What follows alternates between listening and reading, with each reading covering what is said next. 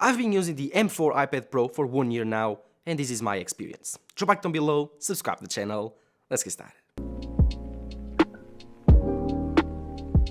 The M4 iPad Pro is a very interesting product. I think it's weird, because it's so expensive, but still, it is not a defined market. What do I mean by this? Well, pretty simple.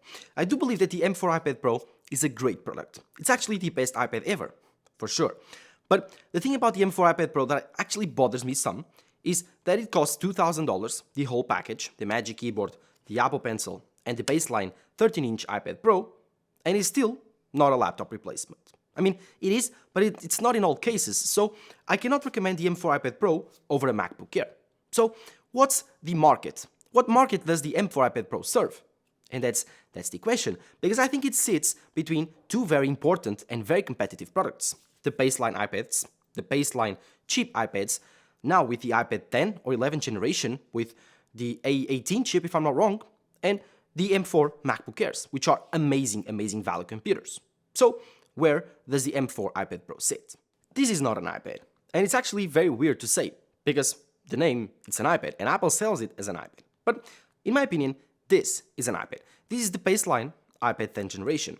It has everything that you need. It has a good display, a good camera, a good overall size, it's lightweight, it has good speakers, Touch ID, everything that you need to use an iPad. You have the App Store, you have Netflix, you have everything. You just play games, you watch movies, and it's a big iPhone, a big multimedia device. That's what the iPad, the baseline iPad, and the iPadOS system is good for. But the M4 iPad Pro is so much more than that. You have the Magic Keyboard, you have the Apple Pencil, you have 120 Hz, you have pro-level speakers, pro-level display, pro-level chip with the M4 chip. But why? Why the difference between these two devices is like $1,500? This device costs 4 times more than this one. Why? It's a tough question to answer, and that's why I think this is not an iPad, because they do not serve the same market, or they do not compete. The differences between these two devices is not simply the price or better specs. It is not. These are fundamentally two different devices, two different philosophies that approach the problem in two different ways. The iPad Pro is simply overkill for what it is, at least for being an iPad. You don't need a camera system like this. You don't need LiDAR. You don't need, I would say, a 13-inch mini LED display, or at least a 13-inch now OLED display. You don't need the Magic Keyboard. You simply need a lightweight multimedia device. But this is where it also fails, because the iPad Pro, yes, this incredible machine, this very competitive machine with the Apple Pencil, Magic Keyboard, an amazing display, speakers better than most laptops, it's still not a laptop replacement. Even with the keyboard, the trackpad, the Apple Pencil, the touchscreen, the OLED display, the M4 chip, all of that performance, all of that RAM, it's still not a laptop replacement. Not because of the hardware. I think that Apple has nailed the hardware of the M4 iPad Pro. No, but because of the software.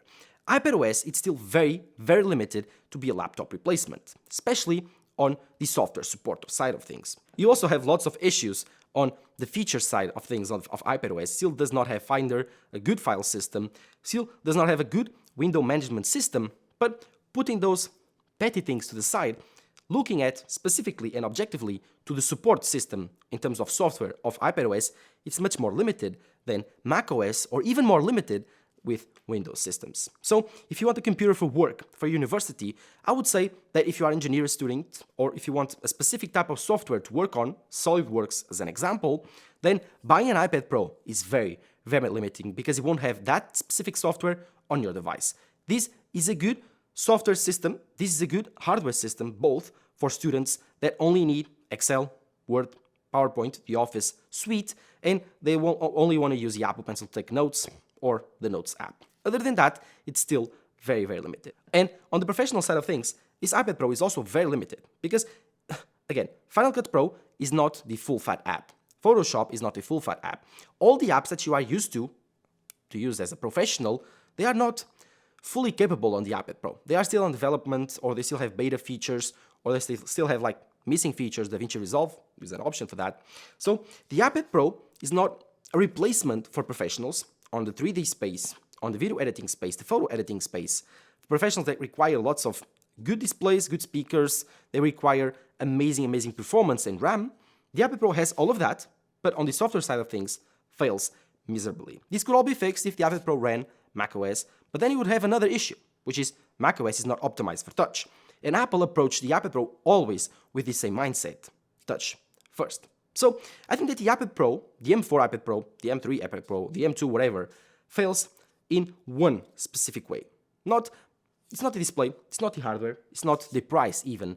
I think this could be a very competitive product, but I think Apple failed on the first thought, the philosophy of this product, the way that they approached to build this one. They should have built it as not an iPad, not even an iPad Pro, but a completely different device. Like an hybrid device between an iPhone or an iPad and a MacBook, and call it something different.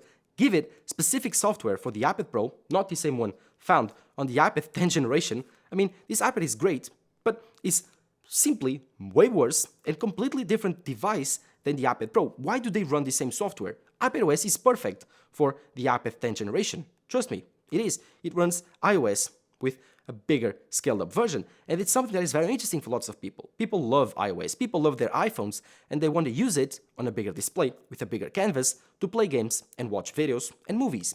But this iPad Pro was not made for that. You don't need 120Hz ProMotion display made of OLED. You don't need this quad speaker system. You don't need even the Magic Keyboard, this overkill thing that costs like $400 and gives you access to a keyboard and a trackpad that is actually very good, rivals the MacBook Pro.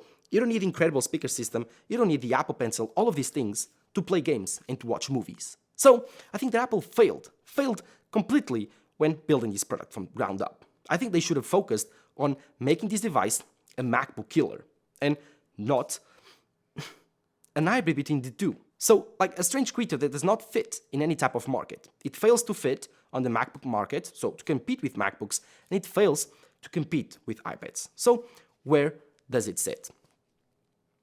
I don't know. One thing that I know for sure is that the iPad Pro is a really, really good device. And if you are looking for an iPad Pro, specifically because you have one specific use, maybe you love the Apple Pencil and you love to draw, or maybe you want a simple, light device that uses touch, and you want it for university or to work on the go, and you love the touchscreen, you love the OLED display to watch movies on the plane, I would say that the iPad Pro is a great, great option. But this is a very, very slim share of the market, and it's actually something that bothers me, because this could be more expensive even, and people would buy it, because that very slim share of the market does not really care about the price. And they would buy the iPad Pro even if it was like $3,000. So, in my opinion, this is a very weird product. And in 2025, like 1 year later, the iPad Pro, it's still the same thing. iPadOS hasn't changed. When I saw this for the first time, I was like, yeah, Apple will specifically build iPadOS for this one. Like M4 chip, so much more RAM. The Magic Keyboard has been updated to be more powerful. Now we have an OLED display. This is more powerful than a Mac with the chip. So this should be the next computer. This should be the MacBook killer. But in 1 year of software updates, nothing. Nothing has come to improve the M4 iPad Pro into something different. To take the iPad Pro to the next level. Yes, you can connect it via the external display with USB-C. It works. You now have Stage Manager. It works. But it's still more janky than the MacBooks. The MacBooks are simply better. They give you more functionality. They give you more powerful features. They give you more support. They give you a better Files app with Finder. They give you the option to have 2 audio sources at the same time, so you can be watching a YouTube video and listening to a podcast, for example. The iPad Pro cannot do that. You cannot watch 2 videos at the same time with 2 different windows. And you cannot be having background tasks working on. So, for example, if I want to export a video and edit a photo, or export a video and go to Safari, I can't. If I leave the editing app, it will kill. It will completely stop the task. And it's something that it could be so easy to fix, and Apple does not do that. So it's these little things that point towards Apple not caring about the iPad Pro as a laptop replacement, because if they did, they would fix this. So, to enforce my theory, the iPad Pro is neither a laptop replacement, neither an iPad. So, what is it? Well, in my experience, I don't think this theory goes to paper, because I've been using this iPad Pro in almost every scenario. I use it to study, I use it to watch videos, I use it to play games, and I use it in my trips to edit some photos and quick videos, especially some TikToks or Reels. So the iPad Pro has been a perfect secondary device. But here's the thing, is it worth it? I've spent more than $2,000 on a device that does secondary things. It does not produce me money, it's just a multimedia device. It allows me to study, yes, and I love the Apple Pencil. I use it on uni, I use it to take notes on class, I love it. But I could have bought the iPad Air for half the money and do the same thing. Or I could have bought the iPad Pro with no Magic Keyboard. But then, when I'm studying and I need a keyboard, it's very comfortable to type on. So, Specific things. Things that every single day you notice, but then you think, is it worth it? And if you think it's worth $2,000, I'm sorry, it isn't. So it's a very weird device because it does things really, really well, but I don't think it's worth it. I don't think I cannot recommend you buying an M4 iPad Pro for every single day use if you have a Mac. Don't do it. It's too expensive. It's a redundant device. I have a MacBook Pro, an M1 Max MacBook Pro, a 16-inch MacBook Pro, and I love that computer. That's where I do my serious work, YouTube work.